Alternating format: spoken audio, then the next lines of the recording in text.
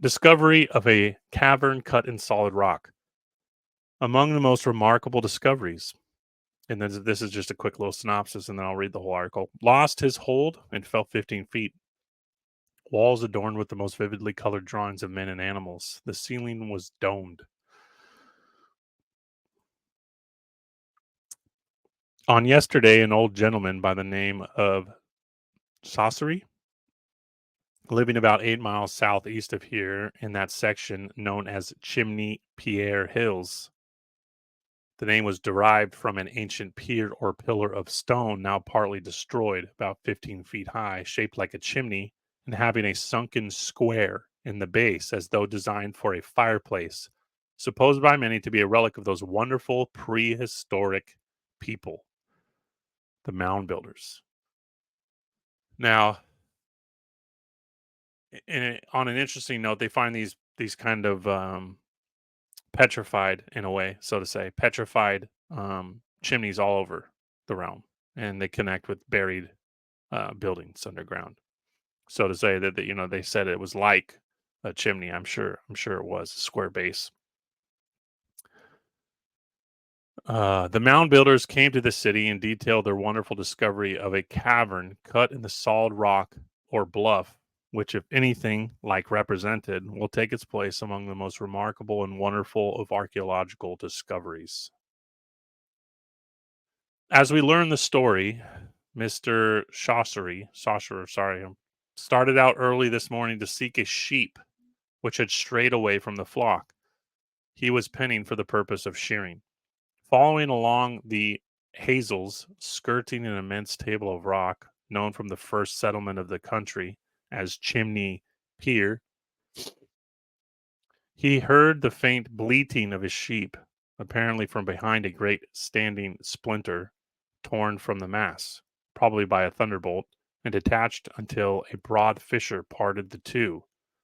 Thinking the animal had become entangled in this fissure, he sought to slip some inside, and the fragment, apologies, they're torn here, next to the precipice of bluff when he lost his hold and fell some 15 feet, aligning temporarily on the edge of a smooth, flat stone, concealed in a dense undergrowth. Judge of his alarm as he found this platform under his feet slowly swinging like a trapdoor, letting him down in the depths of the earth. The shock of the fall was such as to deprive him of all power to catch and save himself. In a few seconds, he found himself in a vestibule cut out of the solid rock, and the walls of which were adorned with the most vividly colored drawings of men and animals.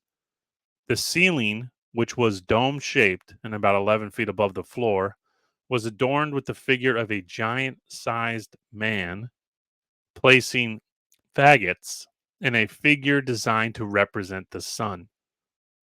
The sides bore, in black and brown colors, delineations of animals he says he never saw, even pictured, huge tusked and trunked beasts like elephants, with masses of shaggy hair falling about their heads and shoulders.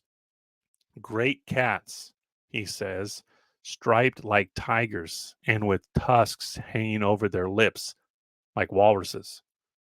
In the midst of this throng of wild beasts, upon a yellow background, is delineated the form of a man seated in some kind of a vehicle, much like Mr. Saucer's description, an ancient Roman chariot. The whole of these paintings bear inscriptions, which of course Mr. Saucer could not read. On one facade of this prehistoric temple, the unknown artist had depicted birds and fowls, curious and gorgeous, score after score of them, says Mr. Saucer, none of which he could recognize as now common to this country. The colors he described as peculiarly and charmingly bright. The surrounding country is rich with relics of this curious and unknown race, and throughout the country are many evidences of the advanced condition of civilization they had attained. David, welcome. Thanks for Thanks for becoming a member. I appreciate it. So, yeah, falls into a tomb of sorts, carved out of the rock, domed ceilings, a painted man aligning some sticks in the shape of the sun, saber-toothed tigers, giant mammoths, and birds of bright color. You know, whether or not we're dealing with tropical types of animals or birds, who knows? Perhaps this is the burial place or meant to be the tomb, and these are the kind of depictions. But nonetheless, pretty crazy. Subterranean discovery, 1858. During the excavation of a street in Evansville, Indiana, the workmen came across the remains of a cabin 18 feet below the surface of the earth. Now, again, why I recommended going back through my channel and maybe checking out some of my older videos. In Ancient Buried Races of the Americas, he gives quite a great description of what's on top of these buried civilizations. And the vegetation and the kind of earth that's left over is quite different in each layer. But it varied anywhere from 11 to 18 feet. So, and I've shown in several of my articles that we go as far down as 300 feet and find whole cities. Right, Missouri, we went down 300 feet. Kentucky, we went down 100 feet. In Kentucky, they went down 1,200 feet and found a frozen ocean full of icebergs, whales and sharks with no eyes, all kinds of stuff. I mean, down and down and down we go. At the bottom of coal shafts, they find all kinds of stuff, mines, on and on and on. So 18 feet, you know, there's your like second civilization, right?